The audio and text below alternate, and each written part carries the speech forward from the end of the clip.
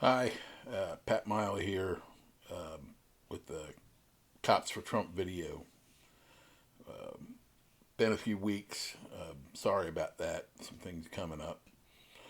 I have a lot to unpack for you this week. First of all, I'll explain my attire. I'm wearing a shirt that honors the service and sacrifice of Detective First Grade Jason Rivera, badge number 25738. End of watch January 1st, 2022. And Detective First Grade Wilbert Mora, badge number 15918. End of watch January 25th, 2022. Both the detectives were from the 37th Precinct in Harlem, New York. The officers were shot on January 1st of 2022 when responding to a domestic violence call. Man,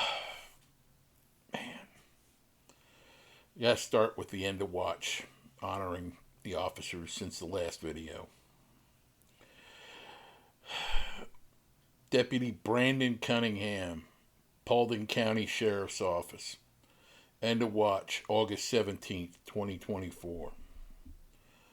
Officer Billy Randolph, Fort Worth PD, Fort Worth, Texas. End of watch August 12th, 2024. Deputy Hunter Reedy, Smythe County Sheriff's Office, Virginia. End of watch August 9th, 2024. Patrolman Troy Floyd, Summit PD. End of watch August 8th, 2024. Master Deputy Bradley Michael Link, Lake County Sheriff's Office, Lake County, Florida. End of watch August 3rd, 2024. Sheriff Roy Sonny Weatherford, Summer County Sheriff's Office in Tennessee, Summer County, Tennessee. End of watch August 2nd, 2024. And lastly, Officer Demetrius Johnson, Memphis PD. End of watch August 2nd, 2024. Today, President Trump addressed law enforcement officers in Howell, Michigan. One of his statements was, "Cops protect us, so we must protect them." He wants to bring back stop and frisk and the death penalty for child rapists and sex traffickers. This is federal death penalty. Kamala supported defund the police. She bailed out arsonists and violent criminals that in turn murdered and raped people. One of them was Sean Michael Tillman, who murdered a man, shooting him 6 times. Radical liberals like Kamala Harris, Tim Walz, PA Governor Josh Shapiro, Philadelphia DA Larry Krasner support the parole of Philadelphia cop killer Mumia Abu Jamal. Kamala is using a false and incomplete crime statistics when she's touting the Biden-Harris record on crime. FBI uniform crime reports show a 43% increase in violent crime in the Biden-Harris administration. Rape is up 58% and robberies are up 53%. Now, murder rates have declined 12% from 2023's totals, but that declined from an all-time high. So you really can't be proud of that. Over 10 million illegals are crossing the border. Trump administration had the lowest level of illegal border crossings in the last 40 years. 400,000 people dead from fentanyl. Trump will secure the border and provide federal assistance to local law enforcement agencies. Trump also wants to provide federal funding for the hiring, retention, and training of police officers. We're going to turn things around, and we're going to turn things around fast.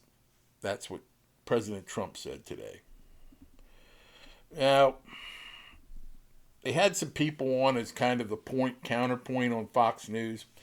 And one of them was Patrick Murphy. He was a former congressman from Philadelphia.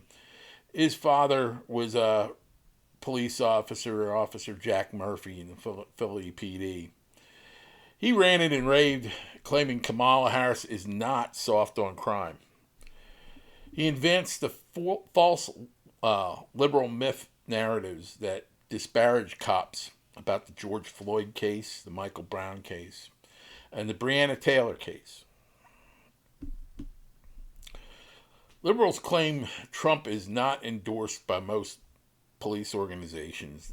That is a lie. President Trump is endorsed by the Florida Police Benevolent Association, the International Union of Police Associations, and the National Association of Police Organizations. The FOP lodges in each state vote this week on presidential endorsement. The National FOP makes their decisions based on the majority of their members, and that will be determined next week. Now, last weekend, not this past weekend, but the weekend before, was the 10th anniversary of the Michael Brown incident.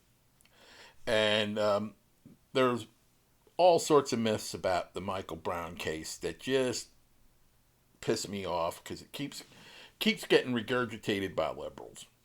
The first one is hands up, don't shoot. That's the primary one. Hands up, don't shoot. And this was what brought about the build large mansion crowds, or buy large mansion crowds. The hands up, don't shoot. A lot of these myths about him are not supported by the autopsy report. The autopsy report, if his hands were up right here, why are the entry wounds along here? Doesn't work that way. Also, they claim that Officer Wilson was a matter of few feet away.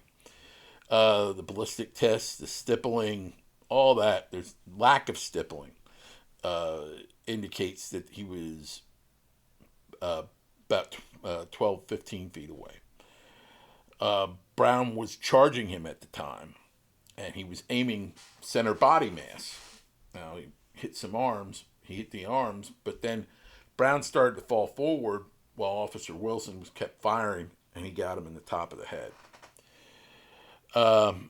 There's no mention of Michael Brown's attack on Officer Wilson because it doesn't fit their narrative. And in fact, a video I've seen and many people have seen of from the in-car camera clearly shows Brown reaching in the car and attempting to take Officer Wilson's gun off of him. And